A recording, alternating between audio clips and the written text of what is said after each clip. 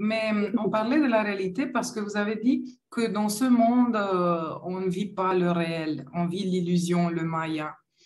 Et alors, je vous ai demandé qu'est-ce que c'est la réalité en contraste avec ce qu'on connaît. Et après, je pourrais vous provoquer à parler de Maya. Alors, qu'est-ce que c'est le Maya? Oui, c'est ça. Les philosophies orientales, uniquement orientales, parlent de la Maya en disant c'est l'illusion, nous ne sommes pas dans la vérité. Ce que vous voyez, c'est en termes actuels du 21e siècle, on dirait maintenant, c'est un univers virtuel. Évidemment, il n'y avait pas ce mot-là lorsque les Orientaux je veux dire, ont ensemencé l'humanité avec la notion de Maya. Mais en réalité, c'est cela. C'est comme si nous étions, nous, dans un jeu vidéo dont des énergies extérieures à nous ont mis en place certains éléments de décor. Et il faut nous extraire de ces éléments de décor dont nous avons peut-être besoin pour grandir jusqu'à un point précis. Mais la réalité ou ce que nous pouvons saisir de la réalité et de la vérité, elle est derrière ce décor-là. On ne peut plus dire à un moment donné, moi je suis Radha, moi je suis Daniel, j'ai un masque qui s'appelle Radha, qui s'appelle Daniel, qui s'appelle tous les milliards de noms de l'humanité, mais derrière ces masques-là, là, il y a quelque chose qui n'est pas encore traduisible pour nous. Et c'est dans cette direction-là qu'il faut nous en aller.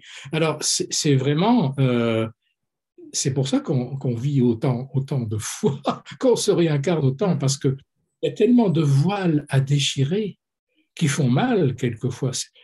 Les vraies voiles à déchirer font souvent mal d'ailleurs, parce que ça nous oblige à lâcher le bord de la piscine d'une certaine façon, puis à nous lancer dans l'eau ou alors nous lancer dans le vide.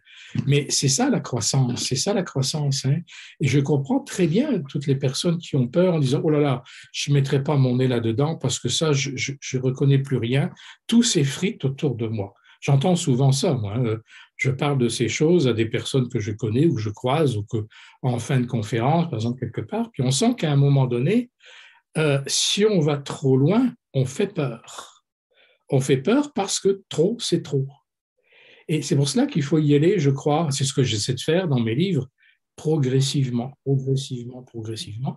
Quand je vois mes tout premiers livres et ce que j'écris maintenant, je vois quel est le fossé, l'abîme, en fait, qui sépare mon premier livre et mon 40e livre là, qui vient de sortir.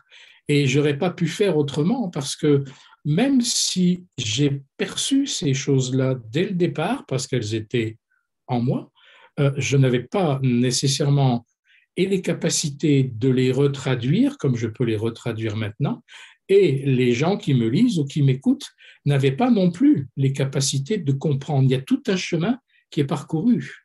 Et il faut comprendre celles et ceux qui s'arrêtent à un moment donné en disant non, là, j'y vais plus, ça va Ouais, plus.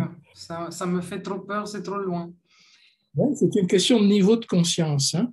Pas une question d'intelligence. L'intelligence, c'est autre Ouais, ouais. chose.